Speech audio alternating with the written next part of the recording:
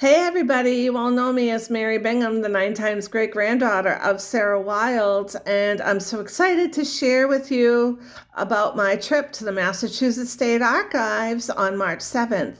But before I do have a couple of huge shout outs that I would like to give to you and for those people in no particular order of importance. The first would be for Marilyn Roach and Margot Burns, who have been wonderful in spending their time and their talent and their expertise to help get this particular wastebook record transcribed as accurately as possible. And your time means so much to me. I don't know how I can ever repay both of you properly. And the next is actually Salem, the podcast. Their latest episodes are on Sarah Wilde's part 1 and part 2. And thank you to Sarah Black and to Jeffrey Lilly, who are hosts of that podcast. And the answer to the question that I believe you're posing to me in at least episode 2 is a huge yes. I would be honored to meet and speak with you guys. I love your episodes. I love these 2 episodes, and I love your episode on John Willard. That was amazing. Your episode on Tituba was amazing, and so I would be honored to sit down and talk with you.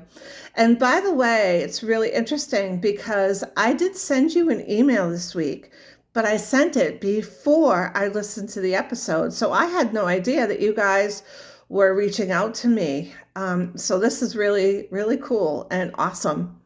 And I'm also like to give a huge shout out to my colleagues and my wonderful friends, Sarah Jack and Josh Hutchinson, who are colleagues of mine for our nonprofit and witch hunts. And they host another amazing, wonderful podcast called Witch Hunt Show. They have many episodes on historical and modern witch hunts, and their most recent recording, along with Salem, the podcast, recent Sarah Wilde's episodes, will be linked in the description. So I did make the trip to the Mass Archives, and they had an outstanding staff.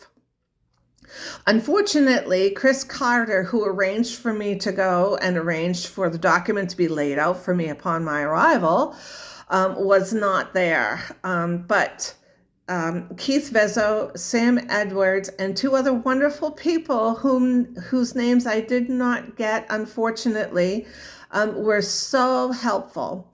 So I went in and I spent 4 hours by myself first, and I was able to figure out through cross-referencing what some of the words were in the online document that I was looking at.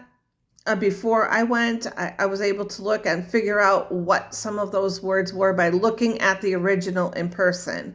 So like Margot says, it's really important to get down there and look at these documents in person, because there's not that layer that's in between you and the document with the computer screen in between. So I figured out some of those words, but it's the Latin legal terms in the margins that were very interesting, and I could not figure out what they were. So there were actually Latin terms, but there are also Latin symbols. So again, after 4 hours, I decided finally to ask the archivists who were there for help in the transcriptions. We had 4 sets of eyes and 2 sets of hands that were Googling those Latin legal terms. And those Latin legal terms were the exer facto, which means after the fact. And that's very, very important, because as they described or actually informed me, it's the body of the document that states what the charges were. It's in the margins that is most likely what the outcome of the case was. So because we can't figure out some of the other symbols in the margins right now, we don't know exactly what the outcome of the case was.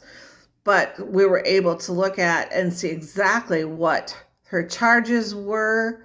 And we were able to figure out what she had to pay, or what her family, probably her father at that point, was responsible for paying. And it was really interesting. I don't have the document in front of me, so I forget exactly what the numbers were, but I do know that she did have to pay, well, according to the ex facto and the margins, she did have to pay something towards those charges. Maybe not in full what the original charges would have been, but something. And so she would have had to pay costs of the courts for the witness to appear, which would have been George Palmer, who's listed in the waste book as the witness, and then partial of what she actually, what the charges were for the fornication charge and fines and so on.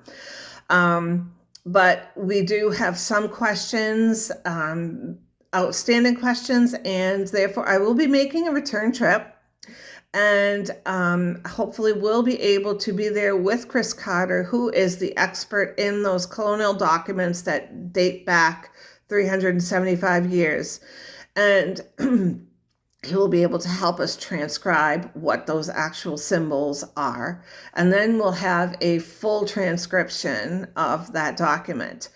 For those of you that would like to see what we have transcribed so far, please send me an email. I will have my email address in the description of this video, and would be happy to answer that and any other questions that you may have at this time. So thank you very much, and I will keep you all updated. Thank you very much. Have a great day.